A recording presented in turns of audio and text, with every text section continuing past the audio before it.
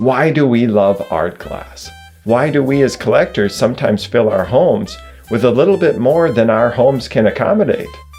Tonight we visit with Elisabeth Byrd, an artist who's capturing this love of art glass in beautiful original paintings.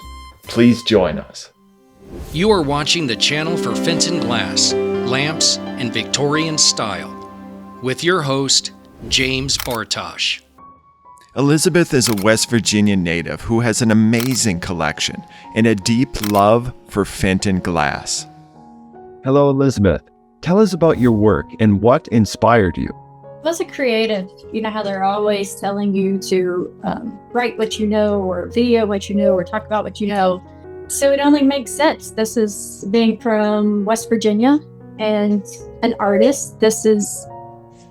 Every artist collects artwork. This is the artwork I've chosen to collect as an artist, and specific to West Virginia simply because I am from West Virginia, and it did have a great contributing factor to not only glass, but chemistry and the more nitty-gritty of the glass, the soul of the piece of art. Not everybody can have the curio cabinets full or want the curio cabinets full, and that's where a nice piece of artwork comes in. Or if there's a one-of-a-kind piece or a very rare piece, and I have access to be able to paint it, then more people can share it in another form and still maintain some type of reverence and respect to the historical integrity of the rare piece. The idea is catching on, and people are getting excited and wanting me to share their collections with the world through my art. I love that. So please share with us some of your recent works. This piece, I'm calling it Spilled Tea. And it's this little mini water pitcher set.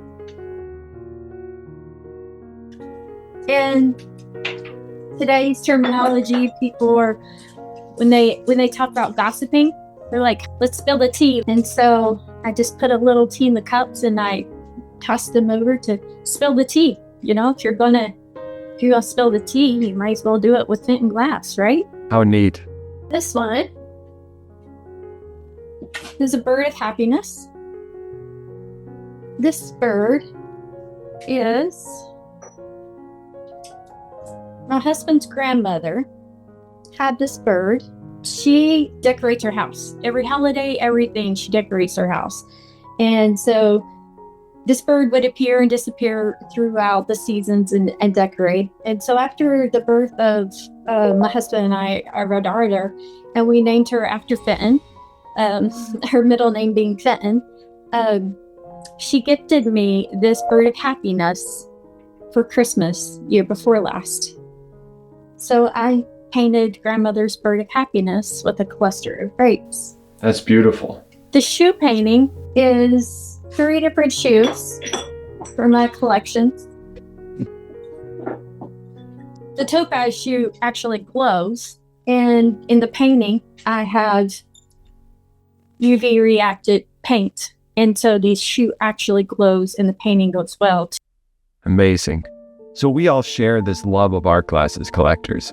What sort of emotions and meaning does it evoke for you? For me, collecting the glass is, like I said before, collecting a piece of like a little soul, you know. It takes a group to produce every one of these pieces. It's never just one glass artist. And every person who touches either the blowpipe or the mold or any part of the whole process is contributing a little piece of themselves to this piece that goes out into the world. Let people see them and think, oh, just a cute shoe. But what they don't realize is why maybe they saw the shoe on the mantle at their grandmother's. Well, it used to hold matches. In our memory, we never saw it with matches because, you know, they now have central heat and they're not using the fireplace or things like that. You know, as time and life has evolved, they still have a place and they still have a purpose. And it's like a soul that never dies. Elisabeth captures the love of art glass in her paintings, in that idea she described of how much attention to detail goes into producing these items, which perhaps serve some mundane utility in the house. The shoe holding the matches, for instance. To put that attention to detail to create items for home life that have deep beauty and heirloom longevity, for me, speak to the love of home. These are our items for decades, if not generations. And that matchstick holder has lasting beauty, imprinted with precious memories. Thanks to Elisabeth Byrd for joining me, and thanks to you for joining me. See you again next week. Continue on and discover Fenton's role in expanding the great heritage of cranberry glass.